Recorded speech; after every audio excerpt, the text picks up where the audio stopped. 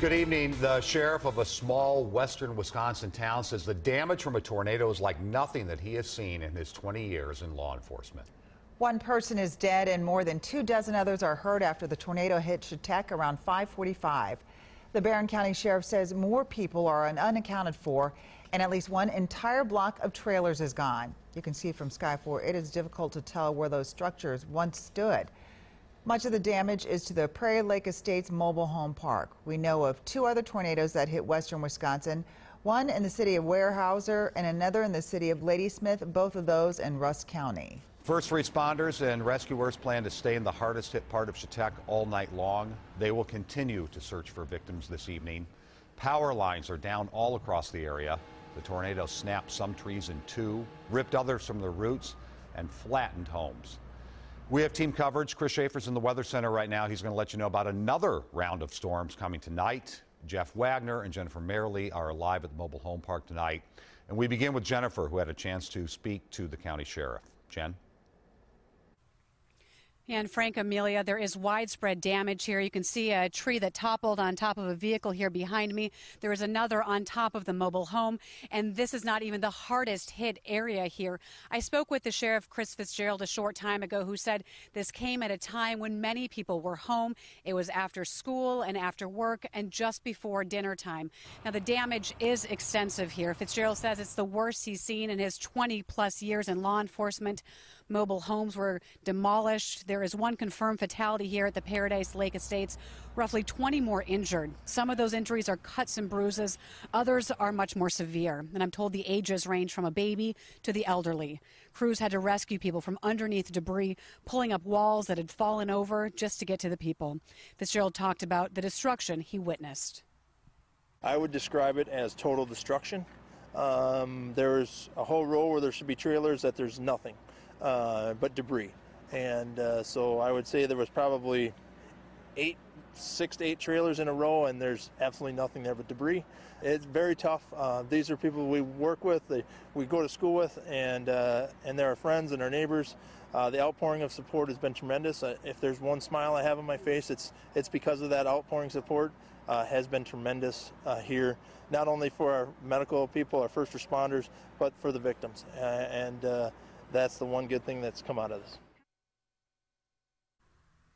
And there will be a more scaled back operation overnight because there is no power here, but they will continue to still search for people. There are some unaccounted for. The sheriff says they may be somewhere else, but they will continue to search until everyone is accounted for. Now, my colleague Jeff Wagner was there when emergency crews were looking for people. He joins us here tonight. Jeff. Yeah, thank you, Jen. It was about, I'd say, 8:45, 9 o'clock when we first arrived here at the mobile home park, and I tried to walk probably 100 to 200 yards into the park and was slowly seeing it get progressively worse and worse and worse. The home behind me right now has a tree on top of the roof, but the area where a lot of first responders are working right now, many of those homes don't have a roof anymore. Many of them look like they've been flipped over completely. I was watching as teams of sheriff's deputies were walking from home to home trying to check on people, and actually watched as a team of sheriff's deputies kicked in a door to one of the mobile homes and were walking throughout it with their flashlights for a couple of minutes.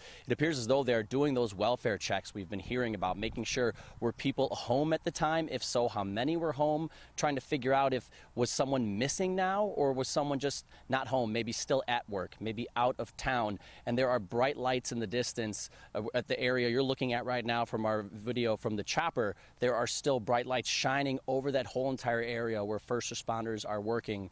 There were concerns about gas, so they had to shut that off. There were concerns about power, so they had to shut that off so that they can safely work into the night to find out if there are any more victims, move more of that debris, and make sure the people in this neighborhood are okay. And as we already know, 25 people confirmed hurt and one person, unfortunately, confirmed dead. So the work really has just begun, even though night has fallen, and we will be here for several hours, just as the first responders will be working into the morning to make sure the people in this neighborhood are okay.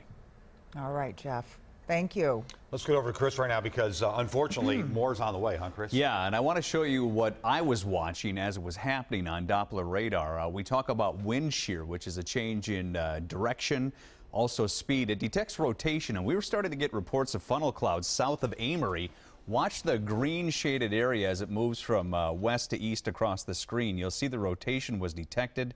There were funnel clouds and obviously the tornado that hit right there just northwest of Chetek and continued on toward the Ladysmith area. You can see the path of destruction with damage, also reports of funnel clouds and tornadoes.